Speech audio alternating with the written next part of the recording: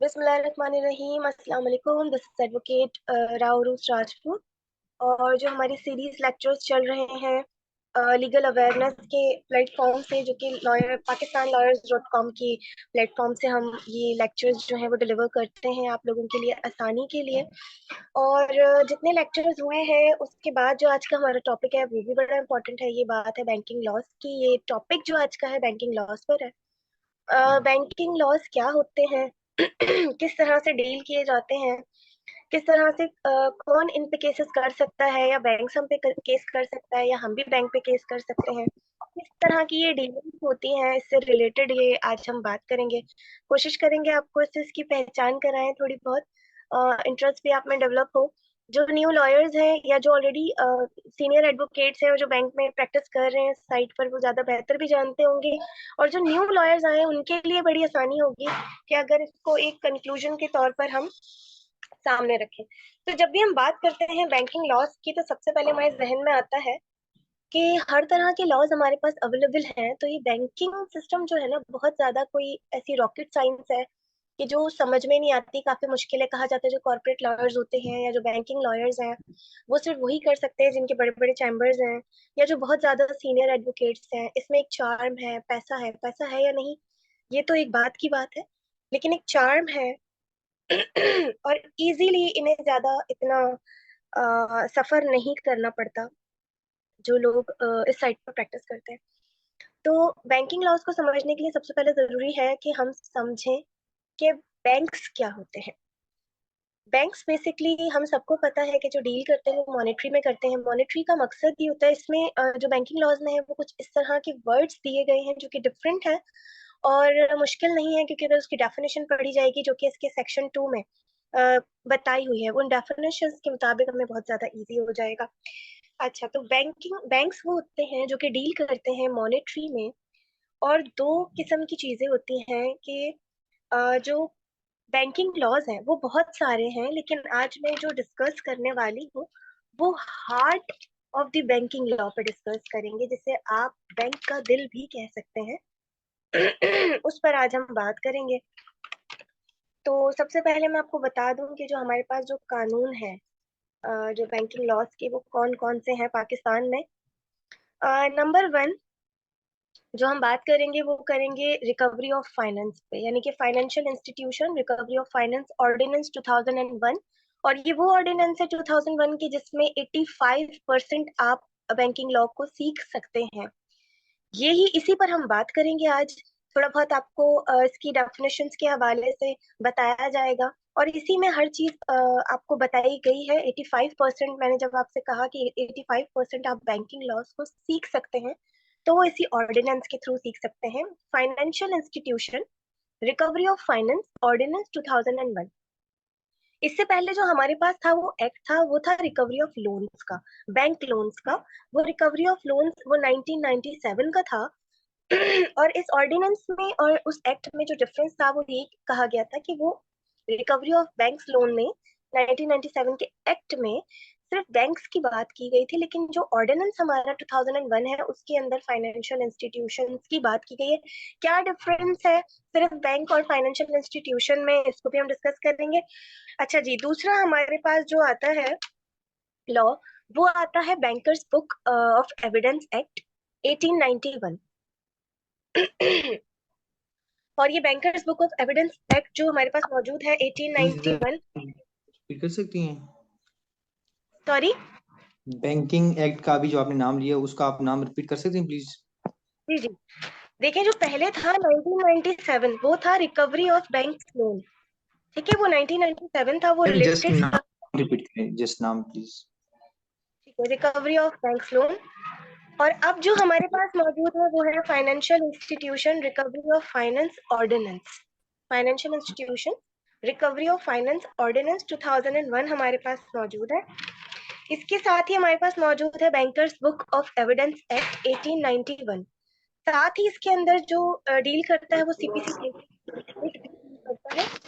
और इसके साथ जब हम ये बात करते हैं कि बैंकिंग लॉज है, तो बैंकिंग लॉज के साथ यहाँ पर क्या होता है कि नेगोशिएबल इंस्ट्रूमेंट और लिमिटेशन एक्ट जो हमारे पास मौजूद है 1908, ये भी इसको डील करेगा बैंकिंग लॉज में। नेगोशिएबल इंस्ट्रूमेंट एक्ट 1881 भी इसे डील करेगा, जिसमें प्रोनोट्स होते हैं या प्रोमिसरी नोट्स हैं, ये तमाम आपके नेगोशिएबल इंस्ट्रूमेंट्स हैं। कॉन्ट्रैक्ट एक्ट 1872 भी इसमें फॉल करेगा। हमारे पास नेशनल अकाउंटेबिलिटी ऑर्डिनेंस 1999, ये भी इसमें फॉल करेगा। The state bank of Pakistan Act, क्योंकि State bank of Pakistan regulate करता है, तो इसीलिए the state bank of Pakistan act 1956 ये भी बैंकिंग लॉज में ही आता है। और जो लास्ट पे हमारे पास मौजूद है वो है offences in respect of bank ordinance 1984। जो offences in respect of banks ordinance 1984 है, वो डील करता है बैंक्स में फ्रॉड। जब आप जो कस्टमर्स होते हैं, जब बैंक के लोगों के साथ मिलकर कोई भी ऐसा फ्रॉड बैंक के साथ करते हैं, तो बैंक के पास ये रेमेडी अवेलेबल है कि वो इसी ऑर्डिनेंस के तहत 1984 के offences in respect of bank ordinance 1984 के तहत वो क्रिमिनल रेमेडी अवेल कर सकते हैं, यानी कि आपके ऊपर फौजदारी केसेस भी किए जा सकते हैं, यानी कि क्रिमिनल केसेस भी किए जा सकते हैं। अच्छा, उसके बाद है, अगर हम इस ऑर्डिनेंस का क्योंकि जाहिर सी बात है इसमें जो बात की गई है। एक्सक्यूज मी मैम, जी, अगर आप ये चैट बॉक्स में अगर ये आप लिखते सब जो आपने अभी लॉस बताए बैंकिंग के, यस प्लीज। अच्छा, लिखने में तो ये काफी बिकॉज टाइम नहीं देर लग आर, जाएगा, पहले मैं लेक्चर डिलीवर कर दूं फिर इसे लिखें। जी जी ये डिलीवर मैम कर दे, फिर आप शेयर बाद में कर आप लिख लेंगे। शेयर कर दें जिसमें आपके नोट्स वगैरह हो, तो हम स्क्रीनशॉट ले लें। या ऐसा दैट्स हो आल्सो राइट। तो मैं अगर साथ साथ में लिखती रही ना तो रिदम टूट जाएगा। ये मैं दोबारा रिपीट कर देती हूँ, आप भले आहिस्ता आहिस्ता लिखे, मैं दोबारा रिपीट कर देती हूँ। देखें, जो मेन चीज है, जो हार्ट है बैंकिंग लॉ का, वो है financial institution recovery of finance ordinance 2001। Financial institutions की बात की जा रही है, तो यहाँ पे और फाइनेंशियल इंस्टीट्यूशंस के साथ साथ वो कह रहे हैं रिकवरी ऑफ फाइनेंस।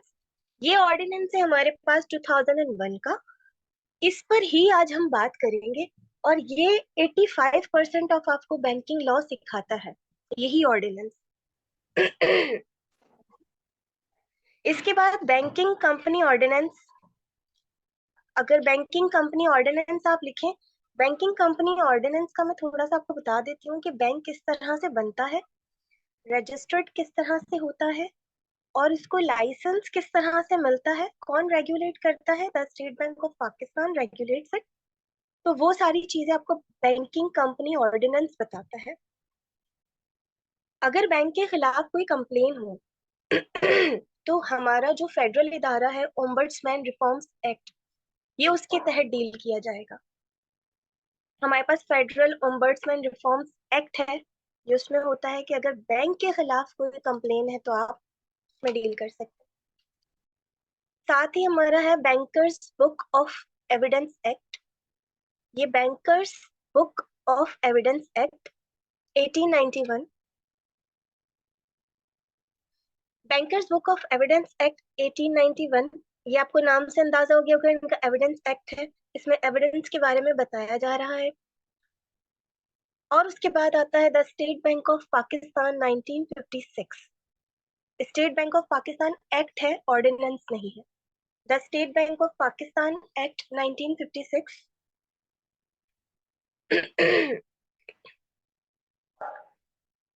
उसके बाद हमारा आता है offences in respect of bank, offences in respect of banks ordinance 1984। Offences in respect of banks ordinance 1984 ये डील करता है कि बैंक्स में जब फ्रॉड होते हैं, जब कोई भी कस्टमर बैंक के ही बंदों के साथ मिलकर फ्रॉड करता है, तो बैंक इसके मुताबिक अपनी क्रिमिनल रेमेडी को अवेल करती है।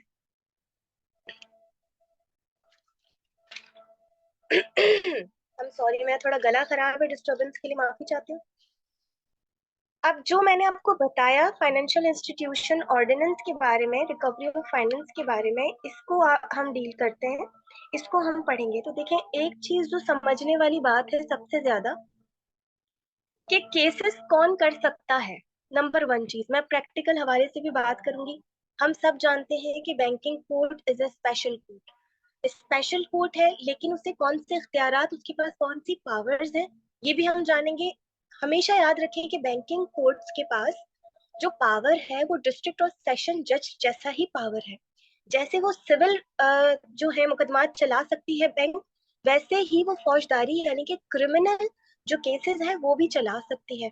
और ये जितने भी एक्ट्स हैं, अच्छा मेन मैं आपको बता रही थी, ये हमने जो मेन लॉज लिखे हैं, इसमें जो फॉल करेगा वो सीपीसीबी करेगा।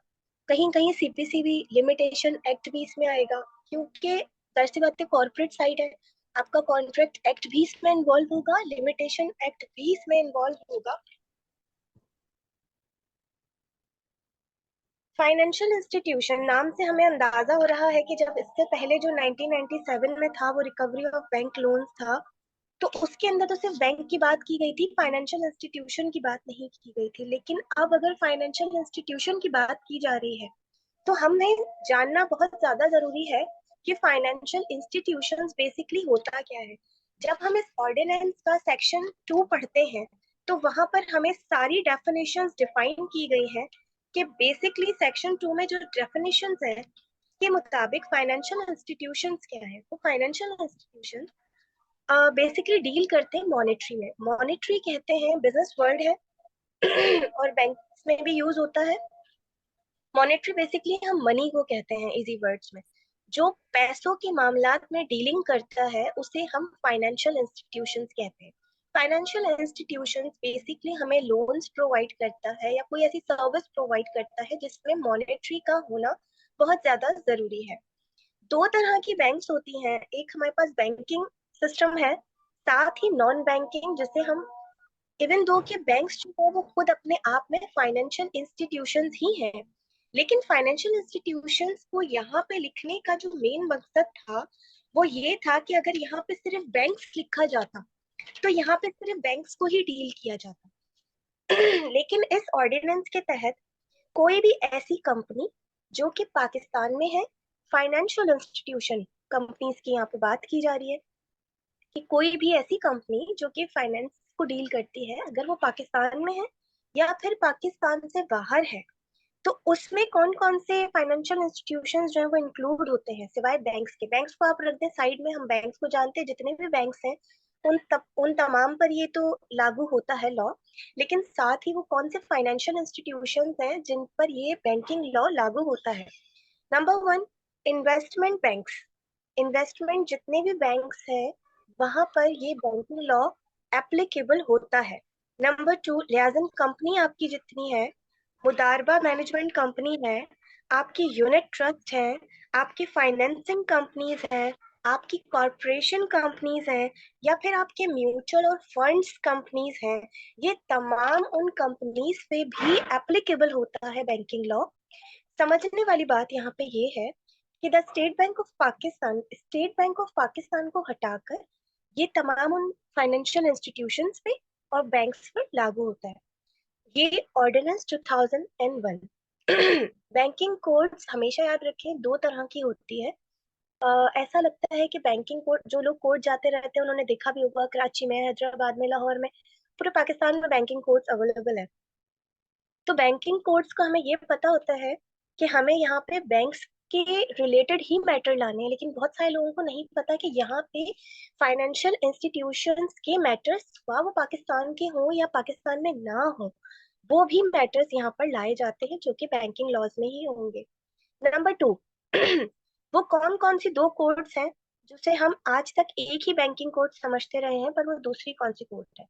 नंबर वन, जो बैंकिंग कोड्स हैं, जो स्पेशल कोड्स हैं जो अवेलेबल हैं, वो हम जानते हैं, वो बैंकिंग कोड्स है। नंबर टू, आपकी हाई कोर्ट भी बैंकिंग कोड का ही किरदार अदा करती है।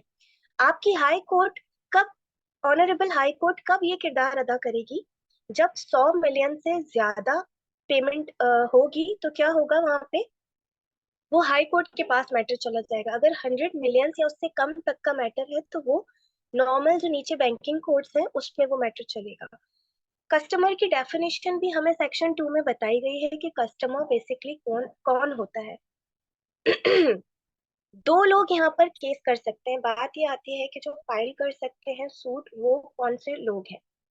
दो तरह के लोग सूट फाइल कर सकते हैं बैंकिंग कोड्स में। Number 1 customer and number 2 any financial institution.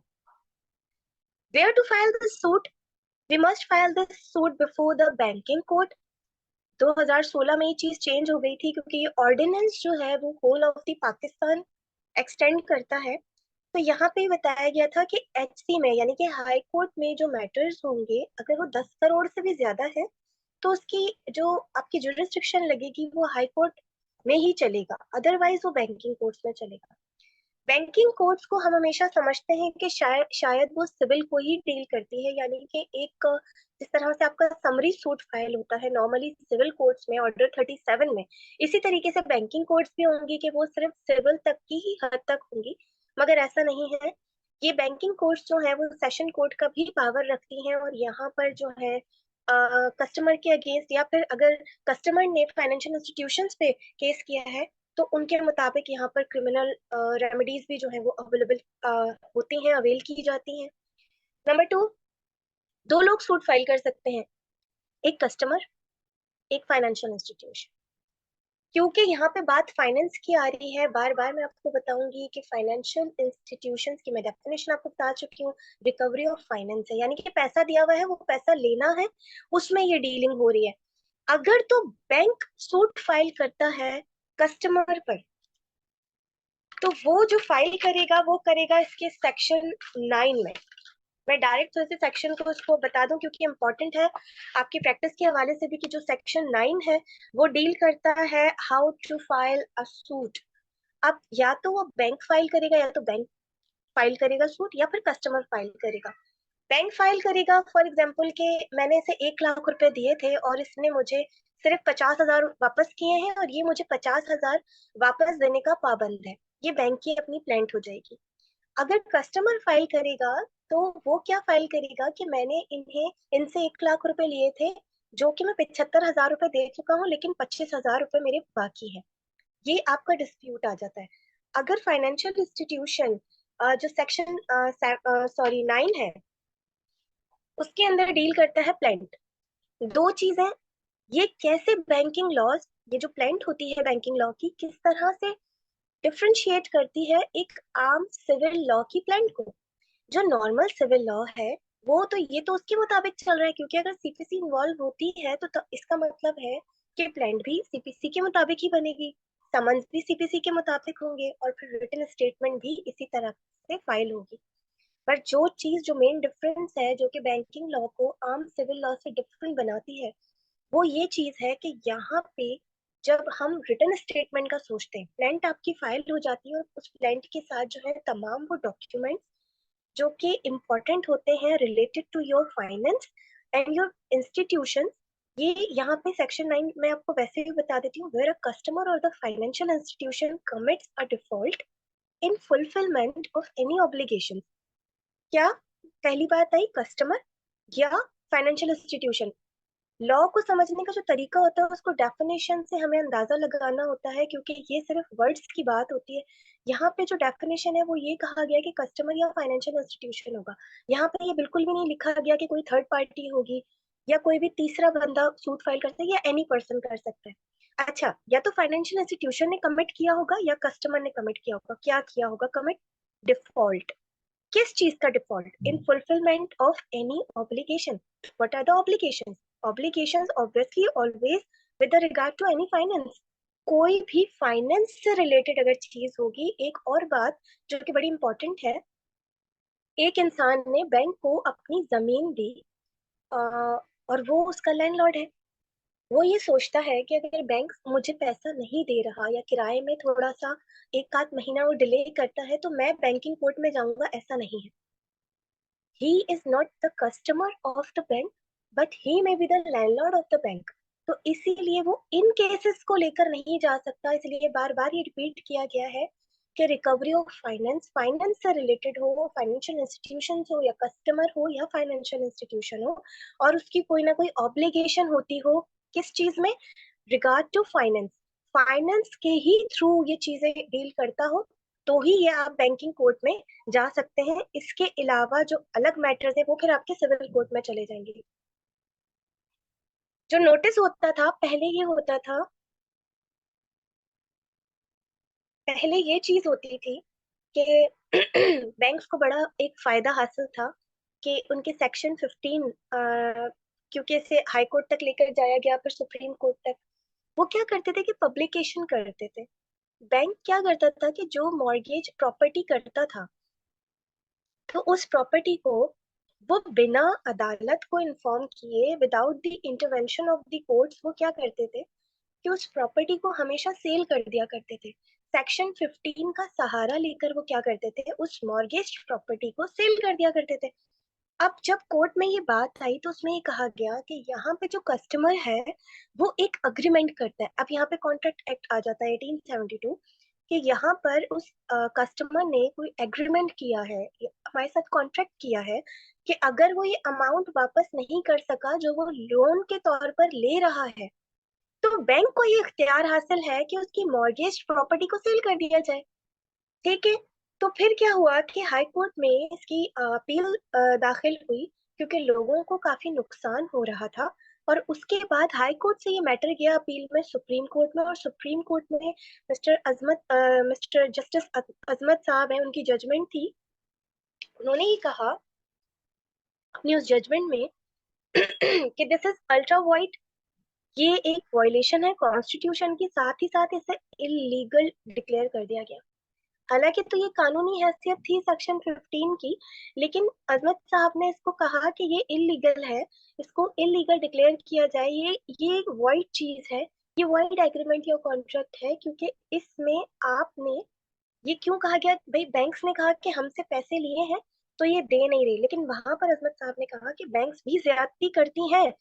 किस चीज में ज्यादती करती हैं, वो मार्कअप्स लगाती हैं। मार्कअप्स क्या होते हैं, जितने पैसे देने होते हैं वो ये कहते हैं कि इतने पैसे नहीं दिए, आपका इतना गैप आ गया है, अब आप उतने ही पैसे दोबारा देंगे, तो मार्कअप होता है। अच्छा, यहाँ पे एक चीज बताना बड़ा जरूरी है कि मार्कअप और इंटरेस्ट में क्या फर्क होता है। हम अक्सर बात करते हैं, जब हम बैंकिंग लॉस को देखते हैं तो वहाँ पे मार्कअप का जिक्र आता है, इंटरेस्ट का भी एक है, लेकिन उसमें थोड़ा सा एक स्लाइटली डिफरेंस है। देखिए, मार्कअप हमेशा एक एग्रीमेंट के थ्रू होता है, वो एग्रीमेंट जब पूरा हो जाता है, फुलफिल हो जाता है, तो आप मार्कअप पे मार्कअप नहीं लगाते। इंटरेस्ट क्या होता है कि वो कंटिन्यू ही रहता है, वो चलता रहता है, इंटरेस्ट ऑन इंटरेस्ट भी होता है। तो यहाँ पे बात हम जब कर रहे थे कि उन्होंने कहा कि बैंक्स जो है वो ज्यादती करती हैं, वो पैसे कितने देने हैं जब तक ये फैसला नहीं हो जाता, तब तक क्या होगा कि परमिशन नहीं दी जाएगी ये किसी की भी प्रॉपर्टी को आप सेल कर सके। ये बैंक्स को क्या कर दिया था, उन्होंने सेक्शन 15 को एक तरीके से खत्म कर दिया था कि जरूरत नहीं है इस चीज की, रिजर्व प्राइस है। अगर तो मॉर्गेज होती हैं जब प्रॉपर्टीज, तो वो जब सेल होती थी तो उसमें क्या होता था कि एक नुकसान बड़ा होता था कि 1/3 वैल्यू पे वो सेल हो जाती थी। अब एक बंदे के पास 2 करोड़ की प्रॉपर्टी है, लेकिन उसको 50 लाख बैंक को देने हैं, तो बैंक को इस चीज से फर्क नहीं पड़ता कि आपकी प्रॉपर्टी कितने में बिकती है, उसको अपने पैसे चाहिए। अब वो कहते हैं कि हमारे 50 लाख थे, आपकी 2 करोड़ की प्रॉपर्टी अगर आप लेकर बैठे हैं और हमारे 50 लाख नहीं दे पा रहे हैं, तो इससे हमें फर्क नहीं पड़ता कि आपकी प्रॉपर्टी कितने में सेल होती है, ऑक्शन होती है, लेकिन हमें हमारे वो 50 लाख रुपए चाहिए। कोर्ट्स क्या करती हैं कि वो ज्यादातर कोशिश तो यही करती है, एक होती है रिजर्व प्राइस, एक होती है मार्केट प्राइस, लेकिन 1/3 वैल्यू पर ही अक्सर क्या होता है, ऑक्शंस हो जाती हैं। तो लोग बड़े रो रहे होते हैं उस टाइम पे कि हमारा जो है वो घर बिक रहा है, हमारे साथ ज्यादती है। तो वहां पर ये बात आती है कि जब आपने पैसा लिया है तो आपको वापस देना भी है। अच्छा, एक चीज इसमें और की गई कि प्लेंट आपने फाइल कर दी, एक कस्टमर ने फाइल कर दी, या फिर फाइनेंशियल इंस्टीट्यूशन किसी बैंक में फाइल कर दी। प्लेंट फाइल होने के बाद जो पब्लिकेशन होती है, एक इंग्लिश के न्यूज़पेपर में, एक उर्दू के न्यूज़पेपर में लाजमी होती है। सारी जो मोड्स है समन के वो एक साथ भी इसमें अप्लाई किए जा सकते हैं। क्यों इतनी लिनियंसी दी गई है? क्योंकि जो पैसा है वो पब्लिक का पैसा है। रिकवरी किस चीज की हो रही है? पब्लिक की डीलिंग की हो रही है, पब्लिक की मनी की रिकवरी हो रही है, इसलिए उसे कहा गया कि हम इसे ज्यादा डिले नहीं कर सकते। इसीलिए स्पेशल कोर्ट्स बनाई गई, बैंकिंग कोर्ट्स, ताकि वो इन चीजों को डील करें और जितने भी पैसों के मामलात हैं जो पब्लिक से रिलेटेड हो उनको जल्द से जल्द हल किया जाए।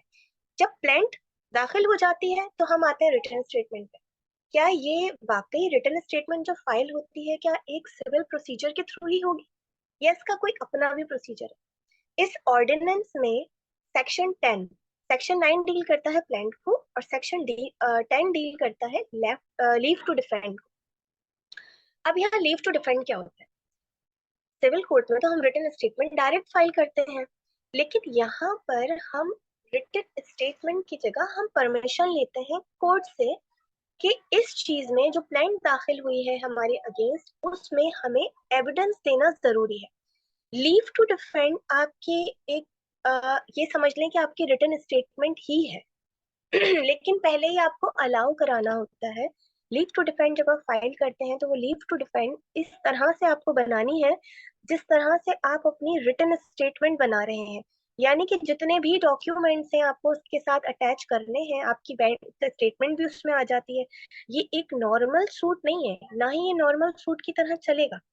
लेकिन जब आप लीव टू डिफेंड को, अगर आप ऐसा समझते हैं कि लीव टू डिफेंड में आपने ज्यादा चीजें नहीं लिखी, नॉर्मल चीजें लिखी कि अगर ये अलाउ हो जाती है तो ठीक है, उसके बाद मैं केस को क्या कर दूंगा, डिले कर दूंगा या आगे देखा जाएगा, तो ये समझ लें, इसकी आप मिसाल ऐसे ले लें कि आपके पास एक पिस्टल है और उसके अंदर एक ही बुलेट है और वो एक ही बुलेट आपने निशाने पर लगानी है। तो ये वो डिफेंड के पास, जो अपना डिफेंड कर रहा है पर्सन, उसके पास क्या है, डिफेंडेंट के पास एक ही राइट है। वो राइट क्या है कि जो लीव टू डिफेंड है वो आपने इस तरह से बनाना है कि उसके अंदर आपकी हर चीज जो आप कहना चाहते हैं वो मौजूद होनी चाहिए और जितने डॉक्यूमेंट्स हैं और उनकी कॉपीज हैं वो भी अटैच होनी चाहिए। अगर कोई भी कॉपी मिस हो जाती है या आपका कोई भी ऐसा पेपर उसमें अटैच नहीं है जो कि रिलेट करता हो आपके एविडेंस को बैंक के साथ या किसी भी फाइनेंशियल इंस्टीट्यूशन के साथ, तो आपकी लीव टू डिफेंड जो है वो अलाउ नहीं होगी, वो अलाउ नहीं होगी। इसका मतलब है कि डायरेक्टली क्या होगा,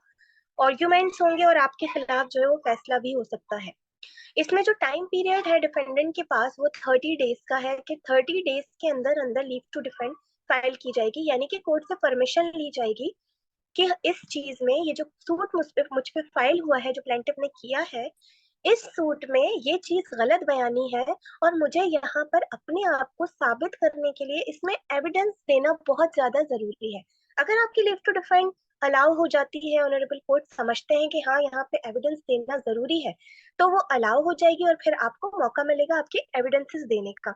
जैसे कि मैंने आपको एक एग्जांपल दी कि एक बैंक है और वो कस्टमर पर सूट फाइल करता है कि इन्होंने मुझसे 1 लाख रुपए लिया है और इन्होंने अभी तक मुझे एक भी सिंगल पैनी अदा नहीं की। वहां पे कस्टमर का लीव टू डिफेंड क्या होगा कि कस्टमर को वहां बताना होगा अपनी बैंक स्टेटमेंट के थ्रू, उसकी कॉपीज भी लगेंगी, वो डॉक्यूमेंट्स भी अटैच होंगे, जो एग्रीमेंट आपका बैंक के साथ हुआ है वो भी अटैच होगा और जितने भी डिफेंडेंट्स हैं उन सब की कॉपीज एक एक लगाना लाजमी है। ये हम सिविल सूट में भी ऐसे ही करते हैं, फैमिली सूट्स में भी आप देखें, अगर रेंट केसेस होते हैं, हाँ रेंट केसेस में भी हम leave to appear and defend के बारे में बात करते हैं। हर सिविल केस में नहीं होता पर रेंट केसेस में या बैंकिंग लॉस में लीव टू डिफेंड आपका एक रिटन स्टेटमेंट ही माना जाता है और उसमें वो तमाम चीजें आप बताते हैं कि मैंने ये बैंक ने गलत बयानी की है, बैंक को मैंने 25,000 फॉर एग्जाम्पल दे दिए हैं या मैंने 30,000 दे दिए हैं और मुझ पर इतनी पेमेंट बाकी है जिसको साबित करने के लिए मुझे एविडेंस देना जरूरी है। तब क्या होता है, आपकी लीव टू डिफेंड अलाउ हो जाती है। अगर अलाउ नहीं होती, जज से आपको ये लगता है कि यहाँ पे आप कहें कि बैंक कहती है कि इसने मुझसे 1 लाख का लोन लिया और इसने मुझे पेमेंट नहीं की और आप कहते हैं कि हाँ मैंने नहीं की, तो obviously this is admitted, there is no need to present any evidence. पर वहां पे क्या होता है कि एक जंप होती है, अगर वो अलाउ नहीं होता तो डायरेक्टली आर्ग्यूमेंट्स होते हैं और आर्ग्यूमेंट्स के बाद जो है वो डिग्री पास हो जाती है। सेक्शन 11 जो है इसका वहां पे भी डील करता है इंटरम डिग्री को, कि अगर तो कस्टमर का ये कहना है कि बैंक से मैंने 1 लाख लिया था, मैं 50 दे चुका हूँ और बैंक कह रहा है कि मुझे 75,000 रुपए देने हैं लेकिन मुझे 50 देने हैं, तो कोर्ट के पास ये इख्तियार होता है, वो क्या करते हैं कि इंटरम एक डिग्री पास कर देते हैं जिसमें वो कहते हैं कि वो 50,000 रुपए जो आपने देने हैं वो आप क्या करवा दें, जमा करवा दें। यहाँ पे बैंक्स को ये लीनियंसी भी दी गई है। अच्छा, एक जो चीज थी जो मैं आप लोगों को और भी बताना चाह रही थी कि जो ये सपोर्टेड जितने आपके डॉक्यूमेंट्स होते हैं तो उसके अंदर एक चीज और होती है कि जो अगर बैंक की तरफ से क्लाइंट कोई फाइल कर रहा है तो बैंक की तरफ से जो जिनके सिग्नेचर होंगे, वो जो स्पेसिमेन होंगे वो कौन होंगे? वो करेंगे हमेशा ब्रांच मैनेजर। अच्छा, ब्रांच मैनेजर को एक ऑथराइजेशन की जरूरत नहीं है, he is already an officer. या अगर कोई और ऑफिसर होगा, कोई और फाइनेंशियल इंस्टीट्यूशन कोई केस करता है बैंक के अलावा, अगर बैंक है तो ये ब्रांच मैनेजर करेगा। अगर कोई भी फाइनेंशियल इंस्टीट्यूशन है तो वहां पे क्या हो जाएंगे, उनके डायरेक्टर्स आ जाएंगे, उनको या उनका कोई भी ऐसा ऑफिसर लेवल का जिनको पावर ऑफ अटर्नी भी जमा करानी होगी। पावर ऑफ अटर्नी वो देंगे कि मैं इस बिहाफ पर ये सूट यहाँ पे फाइल कर रहा हूँ। कहीं पर पावर ऑफ अटर्नीज क्या होती है कि एक पर्सन को इशू होती है, कहीं पे दो लोगों को इशू होती है। तो ये क्या होता है कि वहां पे पावर ऑफ अटर्नी का होना बहुत ज्यादा जरूरी है। कस्टमर हो, फाइनेंशियल इंस्टीट्यूशन हो, आपका डिफॉल्ट हो और आपकी ऑब्लिगेशंस हो रिलेटेड टू फाइनेंस, तो वो तमाम चीजें आपकी बैंकिंग लॉज में शामिल हो जाती हैं। फिर उसके बाद अंडर एग्रीमेंट मैंने आपको बताया, मार्कअप बताया, इंटरेस्ट बताया। अगेंस्ट बैंक अगर कोई भी आपकी कंप्लेन है तो वो आप फेडरल ओम्बड्समैन रिफॉर्म्स एक्ट के थ्रू भी उसको डील कर सकते हैं। अच्छा, एक चीज और भी कही गई है कि एविडेंस जो होता है बैंकिंग लॉज में इतना इम्पोर्टेंट नहीं होता। हर प्रोसीडिंग में एविडेंस जरूरी नहीं होता अनटिल एंड अनलेस आप प्रूफ करें कि एविडेंस बहुत ज्यादा जरूरी है। जैसे मैं आपको पहले वाली एग्जांपल दी, उसमें ये जरूरी था कि आपने बताना था कि मैं इतनी पेमेंट बैंक को या किसी भी फाइनेंशियल इंस्टीट्यूशन को कर चुकी हूँ या मैं कर चुका हूँ, और इसके लिए मुझे एविडेंस देना बहुत ज्यादा जरूरी है। तो वो लीव टू डिफेंड आपकी खुद ब खुद कन्वर्ट हो जाती है रिटन स्टेटमेंट में। That is also seems to be as written statement. फिर उसके बाद क्या था, हम जब जब डिक्री हो जाती है, हम जब हम सिविल केसेस देखते हैं कि क्लाइंट होता है, समन्स होते हैं, रिटन स्टेटमेंट होता है, आपकी एविडेंस होती है। एविडेंस होने के बाद क्या होता है कि डिक्री कर दिया जाता है। और डिक्री डिक्री सब जानते होंगे कि सिविल कोर्ट में जो लोग प्रैक्टिस कर रहे हैं जो सिविल साइड पे, कि डिक्री क्या होती है। बेसिकली डिक्री जो है वो एक तरीके का आपका हतमी फैसला होता है जज साहब का, जो कि राइट्स को शो करता है। और जिनके लिए डिक्री होती है वो होते हैं डिक्री होल्डर, और जिनके अगेंस्ट डिक्री होती है वो होते हैं जजमेंट डेटर। अच्छा, यहाँ पे मैं पहले आपको कुछ नोट करवाना चाहती हूँ, वो आप लोग काइंडली वो नोट कर लीजिए। एक तो ये CLD 2012, CLD 2012 1302 page number, CLD 2012 1302। एक अथॉरिटी है, इसको लाजमी पढ़िएगा। एक है CLD 2002 1036। ये पेज जो है, पेज नंबर फिर से मैं बोल देती हूँ, 2012 की है CLD 2012 CLD। एक का पेज नंबर है 1302 1302 और एक है 1036। इसको जब आप पढ़ेंगे तो आपको अंदाजा होगा कि यहाँ पे बात की जा रही है बैंकिंग लॉज के हवाले से, उनके राइट्स के हवाले से।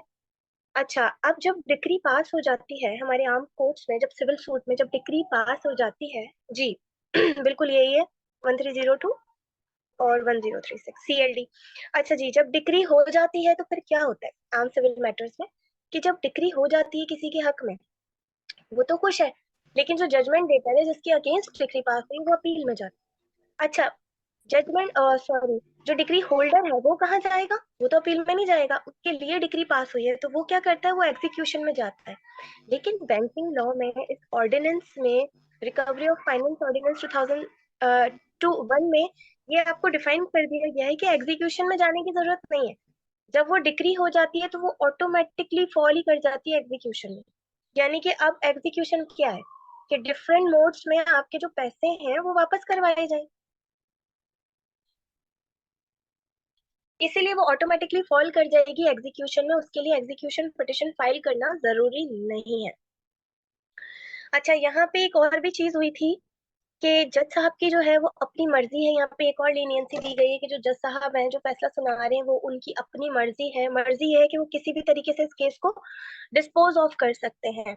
और वो डिस्पोज ऑफ करने के लिए जो है वो क्या चीजें जरूरी है वहां पे उन्होंने, अच्छा मैं नाम भी बता देती हूँ, साकिब निसार साहब की जजमेंट थी।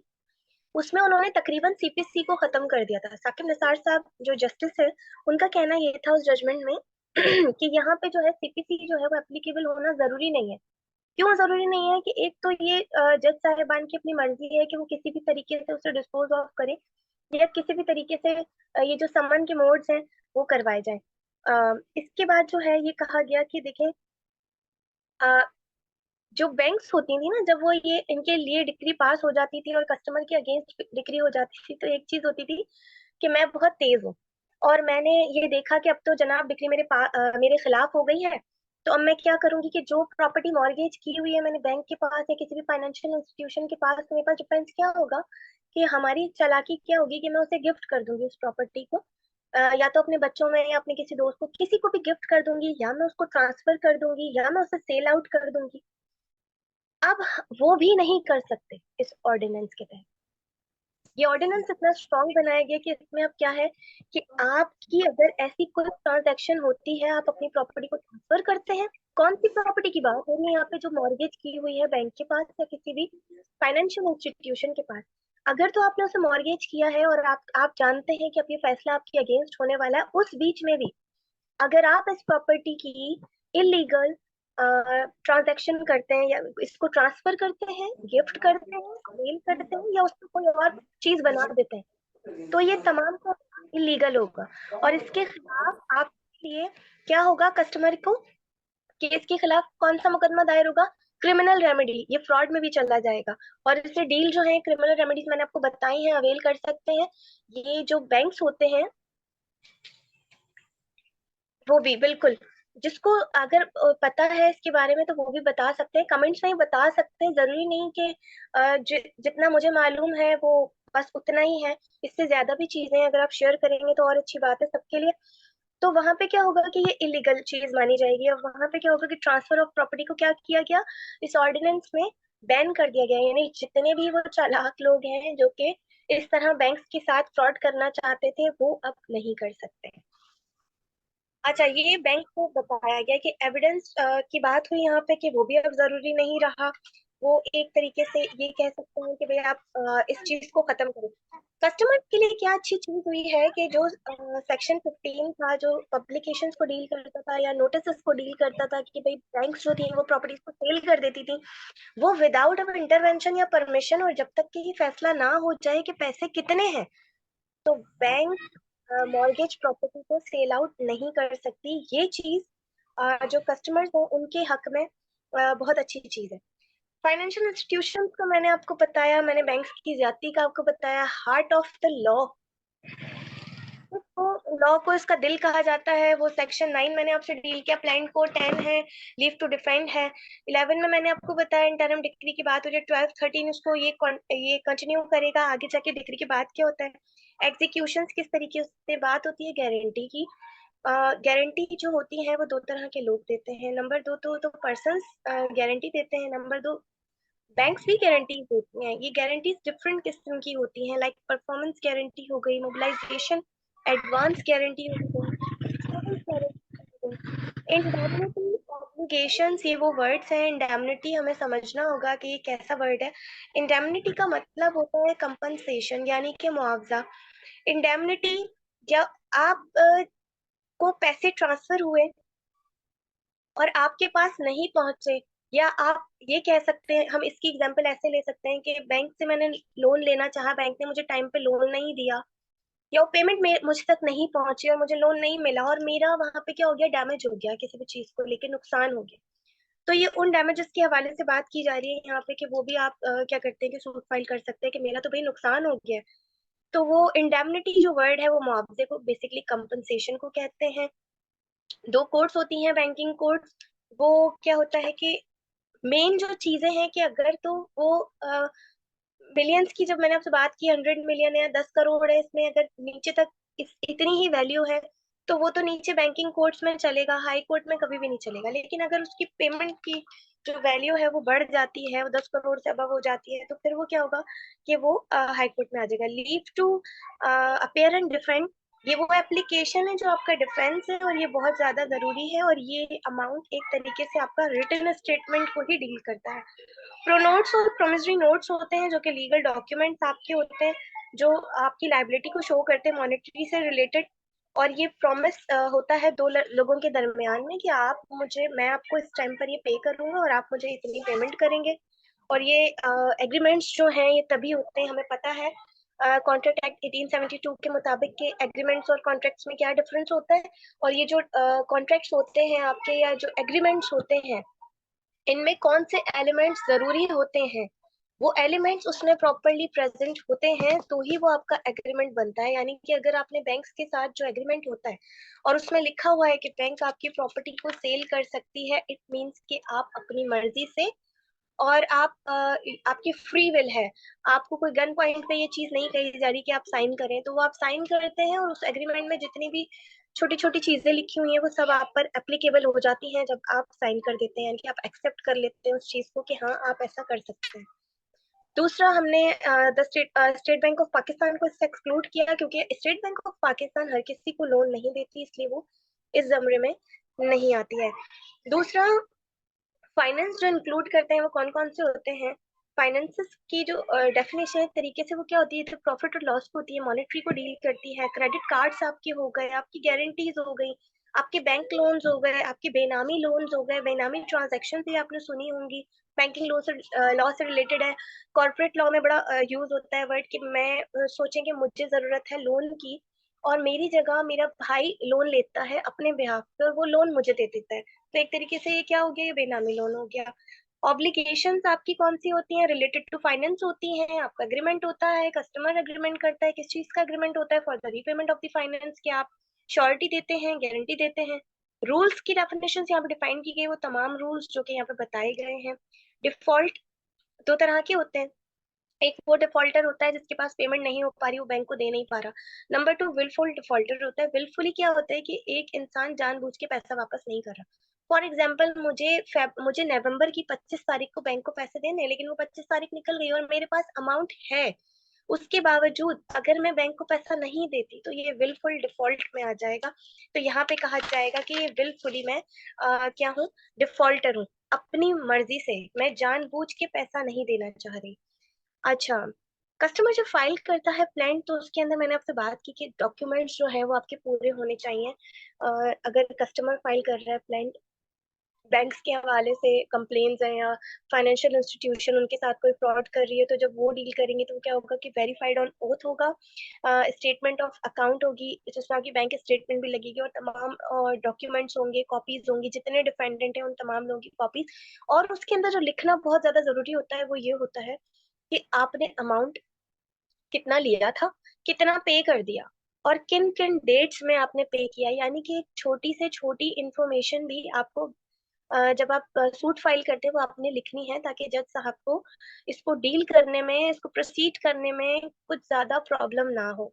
एक और इम्पोर्टेंट चीज है कि सेक्शन 10 जब हम सीपीसी का देखते हैं, 1908 का the code of civil procedure जब हम देखते हैं, तो उसमें क्या था कि सेक्शन 10 जो सब्जुडाइज को डील करता है, तो उसमें क्या था कि वो एप्लीकेबल नहीं होता। अब ये क्या होता है, सब्जुडाइज बेसिकली कहते हैं कि एक कॉज ऑफ एक्शन पे अगर एक सूट कहीं फाइल किया गया है और वो पेंडिंग है, तो वो दूसरी कोर्ट में वही same cause of action file नहीं हो सकता।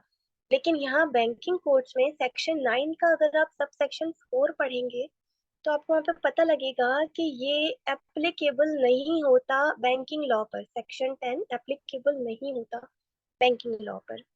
फिर यहाँ पे क्या हुआ कि पब्लिकेशंस के बारे में आपको सब बिल्कुल क्लियरली बताया गया है कि एक इंग्लिश का न्यूज़पेपर होना चाहिए और एक उर्दू का न्यूज़पेपर जिसमें आप पब्लिकेशन देंगे, ये दोनों होने चाहिए। 30 डेज का हमारे पास टाइम है, 30 डेज में लीव टू डिफेंड फाइल करेंगे। अगर तो आप डिफेंडेंट है तो आप 30 डेज में सेक्शन 10 के अंदर इस ऑर्डिनेंस के सेक्शन 10 के अंदर आप 30 डेज, अगर आप 30 दिन में ये फाइल नहीं करते और आप फेल हो जाते हैं इसको फाइल करने में, तो क्या होता है कि ये मान लिया जाएगा कि जितने भी एलिगेशंस प्लांट में लगे हुए हैं वो आप एडमिट कर चुके हैं। अच्छा, यहाँ पे हमें क्या डील करना होता है हमारी प्लांट में भी, कि क्वेश्चन ऑफ फैक्ट्स को, क्वेश्चन ऑफ लॉ को, या मिस क्वेश्चन ऑफ फैक्ट्स और लॉ, इन, आप क्वेश्चन ऑफ फैक्ट्स पे तो बात करेंगे ना, क्वेश्चन ऑफ लॉ पे अगर आप बात ना करें, बात करना जरूरी है लेकिन एविडेंस देना तो जरूरी नहीं है क्वेश्चन ऑफ लॉ पे, लेकिन क्वेश्चन ऑफ फैक्ट्स पे एविडेंस देना इंतहाई जरूरी है। तो यहाँ पे क्या होता है कि अक्सर क्वेश्चन ऑफ फैक्ट्स में ही एविडेंस क्या होता है, रिक्वायर्ड होता है।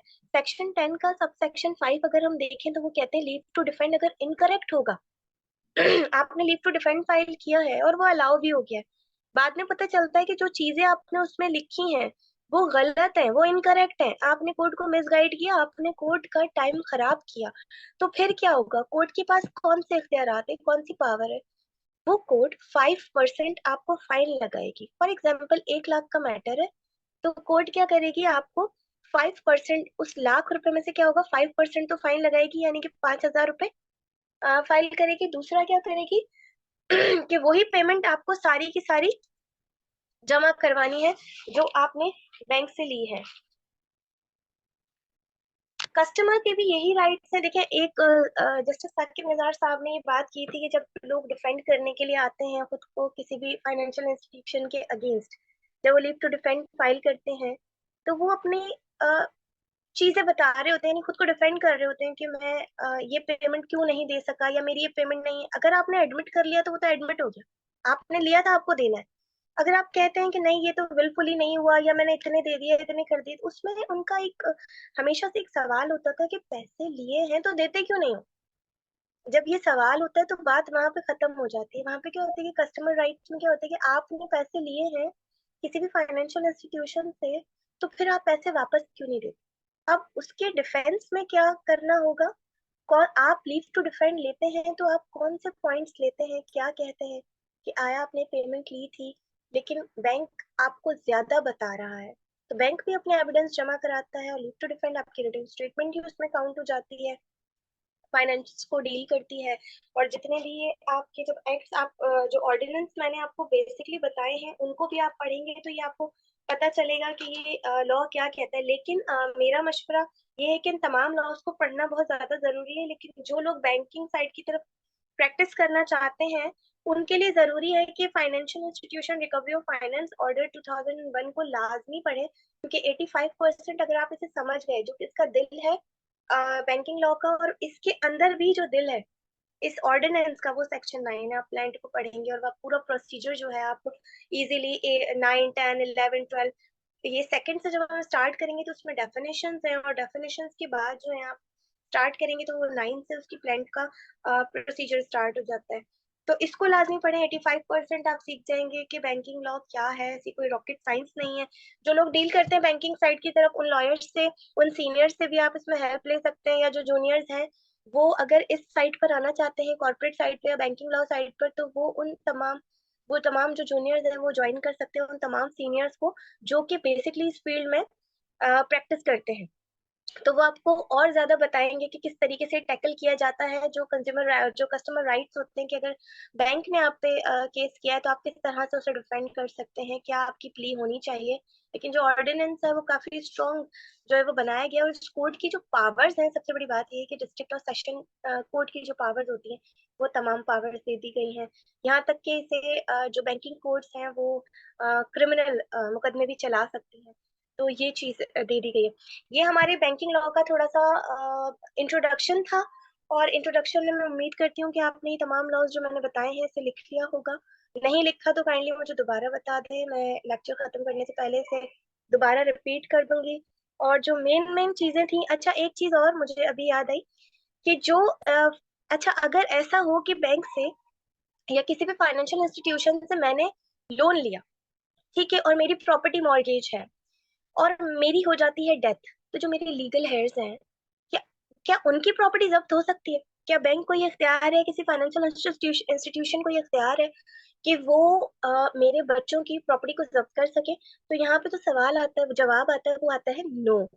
उसमें क्या होता है कि जो मॉर्गेज प्रॉपर्टी है जिस तरह की, जो जितने पैसे हैं और जिस प्रॉपर्टी से रिलेटेड है, उसी ही प्रॉपर्टी में, उसी ही जमरे में वो डील किए जाएंगे। उसके अलावा अगर वो, अब देखिए ना, बहुत सारे अभी जब बैंकिंग लॉस के मैटर्स होते हैं और वो कहते हैं कि ये प्रॉपर्टी हमारे पास मॉर्गेज थी, इनके फादर की हो गई है डेथ, तो बेटा फौरन कहता है कि नहीं जनाब, मुझे तो ये गिफ्ट कर दिया गया था, ये ओरल गिफ्ट था, और ये प्रॉपर्टी तो मेरे फादर की थी ही नहीं, ये प्रॉपर्टी तो मेरी थी। ये क्या है? लीव टू डिफेंड है। ये उन्होंने अपना डिफेंस लिया है कि ये प्रॉपर्टी मेरी प्रॉपर्टी है, मेरे फादर की प्रॉपर्टी नहीं है, मेरे फादर ने ये जो है मॉर्गेज की थी प्रॉपर्टी है, ये जितना लोन लिया था ये उनकी प्रॉपर्टी से लिया जाएगा। तो उसमें क्या होता है कि बैंक इन्वॉल्व नहीं हो सकती लीगल हेयर्स की प्रॉपर्टी में, या लीगल हेयर्स से वो उस जमरे के उस बियॉन्ड द जुरिस्डिक्शन जाके वो प्रॉपर्टी नहीं ले सकती। जो मॉर्गेज प्रॉपर्टी होगी या जितना अमाउंट होगा और जो शख्स की प्रॉपर्टी से रिलेटेड होगा वो उसमें ही रहेगा। ये राइट्स हैं, जो पूछा जा रहा था कि जो राइट्स है, ये राइट्स जो है वो उन लोगों के लिए हैं जो कि लोन लेते हैं, और जो लोन लेते हैं डेफिनेटली उन्हें वापस भी करना होता है ज्यादातर। जो साकिब निसार साहब ने इस पे बात की है, अजमत साहब ने थोड़ा जो है वो एक साइड ली, ये कह कर के नहीं बैंक्स भी जो है वो मार्कअप लगाते हैं, और बीच में भी इस तरह का सीन हुआ था जब क्रेडिट कार्ड्स दिए गए थे कुछ सालों पहले, तो लोगों ने खुदकुशी करना स्टार्ट कर दी थी उस टाइम पे। ये क्या ऐसे सर्कमस्टेंसेस बन गए थे कि बैंक वाले जो है लोगों को भेजते थे और एक तरीके से हरासमेंट किया करते थे लोगों को, आज भी करते हैं। अच्छा, ये अभी आजकल देखा जाए तो ये चीज जो हरासमेंट है बैंक की तरफ से, ये नहीं हो रही है, लेकिन ये कि अगर कोई इस तरह से हरास भी आपको करता है तो भी आप उसके खिलाफ डेफिनेटली, आप उनके कस्टमर है, आप बैंकिंग कोर्ट में जा सकते हैं कि मैं इतनी पेमेंट दे चुका हूँ या मैं मंथली पेमेंट दे रहा हूँ, लेकिन ये मुझे हरास कर रहे हैं, ये चीजें भी हो सकती है। बैंकिंग कोर्ट्स में भी आप अपना सूट फाइल कर सकते हैं। तो ये क्या हो गया, हरासमेंट जो है वो बैंक के अगेंस्ट या फाइनेंशियल इंस्टीट्यूशंस के अगेंस्ट ही जाता है, उनको ये राइट नहीं है कि रिकवरी ऑफ मनी के लिए कभी भी कोई भी, इवन कि कोई आम पर्सन भी किसी पर्सन को हरास नहीं कर सकता। उनके लिए सिविल कोर्ट्स खुली हुई हैं जो कि समरी सूट फाइल करते हैं, वहां भी यही होता है, समरी सूट में भी यही होता है ना, कि क्या होता है कि मॉनेटरी को डील कर रहा है, समरी सूट डील कर, अब समरी सूट में भी कुछ चीजें अगर मैं उसके क्योंकि टाइम हमारा खत्म हो गया है, समरी सूट रिलेटेड क्या होते हैं, ये भी रिकवरी ऑफ सूट है लेकिन ये बैंकिंग के हवाले से है, डिफरेंट। तो अभी तो लेक्चर का टाइम जो है खत्म हो गया है। मुझे पता है क्वेश्चंस आप लोगों के होंगे, क्योंकि देखिए कॉर्पोरेट लॉ, मैंने आपको फिर बताऊं कि एक बहुत ज्यादा वसी लॉ है, जिस तरीके से बिजनेस बढ़ते रहे उस तरीके से ही कानून भी बनते रहे। अब तो ये बैंकिंग लॉज जो बन गए हैं, तो ये बैंकिंग लॉज बनाने की जरूरत तो नहीं थी कि अगर ये रिकवरी ऑफ मनी है, तो मेरा कहना है कि ये है कि ये सिविल सूट में भी चलाया जा सकता था ना रिकवरी ऑफ मनी के लिए। इसे हम ऐसे डील कर सकते थे, जब हम समरी सूट डील करते हैं, रिकवरी ऑफ मनी को डील किया जाता है, वो सिविल तरीके से किया जाता है, तो फिर हमें बैंकिंग कोड्स बनाने की क्या जरूरत है? बनाने का मकसद ये है कि यहाँ पे डील के, जब एक पर्सन होता है तो सजा कम होती है, जब ज्यादा लोग होते हैं तो सजा बढ़ जाती है। जब यहाँ पे बात हुई कि एक बंदे का पैसा है, वो अपने रिकवरी ऑफ सूट में जा रहे हैं कि इंडिविजुअली इंडिविजुअली आपस में डील कर रहे हैं, यहाँ फाइनेंशियल इंस्टीट्यूशंस का मामला नहीं है, तो वो सिविल कोर्ट जाएगा। लेकिन अगर फाइनेंशियल इंस्टीट्यूशन है तो फिर यहाँ पब्लिक की बात आ जाती है, और जब बात आती है पब्लिक की, तो पब्लिक के मफाद में जो चीज सही होती है, अक्सर गवर्नमेंट क्या होता है, लॉज उन पे बनाती हैं क्योंकि पब्लिक के मैटर्स होते हैं। अब जो आवाम का पैसा है जो बैंक के पास होता है, बैंक लोगों को लोन देता है, उस पैसे पे वो पैसा कमाता है, पैसा कमा के वो अपने दोनों बंदों को उसको प्रॉफिट देता है, और जो कस्टमर है उसका, उसको भी वो खुश रखते हैं, तो ये पैसे पे पैसा कमाते हैं।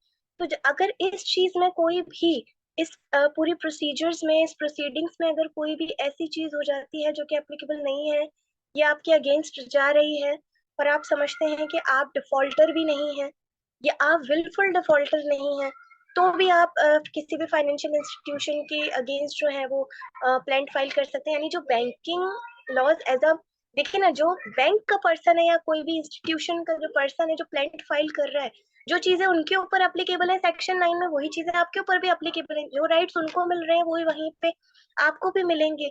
अब ये डिपेंड करता है कि अब तो पैसा लिया है, इंपॉर्टेंट बात ये है कि अगर आपने पैसा लिया है तो कोर्ट्स का कहना ये है कि उन जो पैसे को देना भी है आपने वापस। इम्पोर्टेंट चीज ये है कि अगर आपने लिया है, हाँ अगर बैंक आपके साथ फ्रॉड कर रहा है, उसने दिया कम था ले वो ज्यादा रहा है, तो उस चीज को बैंक डिफाइन करेगा कि वो ऐसा क्यों कर रहा है, तो वो भी आप ही के राइट्स कहलाएंगे वहां पे। जब कोर्ट उनसे सवाल करेगी तो वो आप ही के लिए करेगी, यानी कि कोर्ट ये देखेगी कि यहाँ पे डिफॉल्टर कौन है। हमारे जहनों में अक्सर ये चीज आती है कि बैंकिंग लॉज है तो जाहिर सी बात है बैंक के साथ ही फ्रॉड हुआ होगा, कस्टमर ने बैंक के साथ गलत किया होगा। लेकिन ये अच्छा, बैंकिंग लॉज में ये भी कहा जाता है कि जो बैंकिंग कोड्स बनाई है इन्होंने खुद अपने लिए ही बना दिए, क्योंकि ज्यादातर मैटर्स क्या होते हैं, किसके हक में होते हैं बैंकिंग कोड्स में? बैंक्स के लिए होते हैं, ठीक है ना। अक्सर डिक्री होल्डर कौन होते हैं? बैंक्स होते हैं।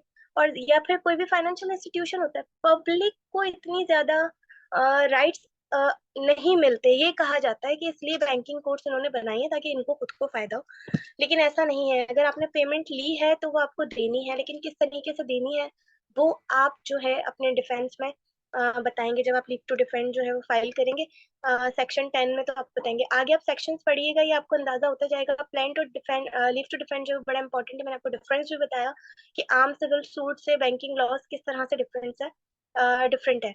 और ये जब कॉर्पोरेट लॉज होते हैं तो डेफिनेटली इस तरह की वर्ड्स को यूज करते हैं, क्योंकि बिजनेस में डील करते हैं या जो बैंकिंग की तरफ डील करते हैं जो एडवोकेट्स, उन्हें ज्यादा पता है कि ये बुक्स में भी अगर आप ये ऑर्डिनेंस भी अगर आप पढ़ते हैं, आप बैंकिंग लॉज पढ़ते हैं, तो आपको काफी सारे वर्ड्स ऐसे दिखेंगे। क्योंकि मैंने बीबीए किया हुआ है, मैंने बिजनेस पढ़ा हुआ है, इसलिए वर्ड्स जो हैं इतने ज्यादा मुश्किल नहीं थे। लेकिन जो स्टूडेंट्स जो हैं न्यू चीज में इसको पढ़ेंगे तो डेफिनेटली उनको शायद ये वर्ड्स, सबसे पहले लॉ पढ़ने का जो तरीका होता है वो ये होता है कि आपके पास जो भी मुश्किल वर्ड्स आ रहे हैं, मॉर्गेज क्या होती है और बेलमेंट क्या होती है और प्लेज क्या होते हैं, इन चीजों को, या लियन क्या होते हैं, ये वर्ड्स आप लिख लिया करें। और लिखकर उसके सामने जो है उसकी डेफिनेशन एज इट इज, वो डेफिनेशन जो लिखी है बुक में, मैं उसको आपको नहीं कहूंगी कि वो लिखे, उसको सिर्फ समझें।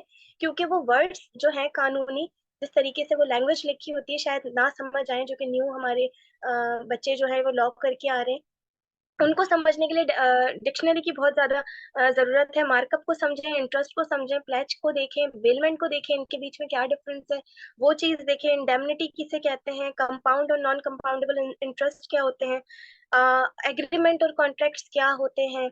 तो ये वो वर्ड्स हैं जो कि बैंकिंग लॉज या कॉर्पोरेट साइड पर यूज होते हैं। तो जब आप इनके मतलब समझ जाएंगे, फाइनेंशियल इंस्टीट्यूशन जिसका मैंने आपको मतलब बताया, कस्टमर किसे कहते हैं, ऑब्लिगेशंस क्या होती है, मैंने सबकी आपको डेफिनेशन भी बताई है।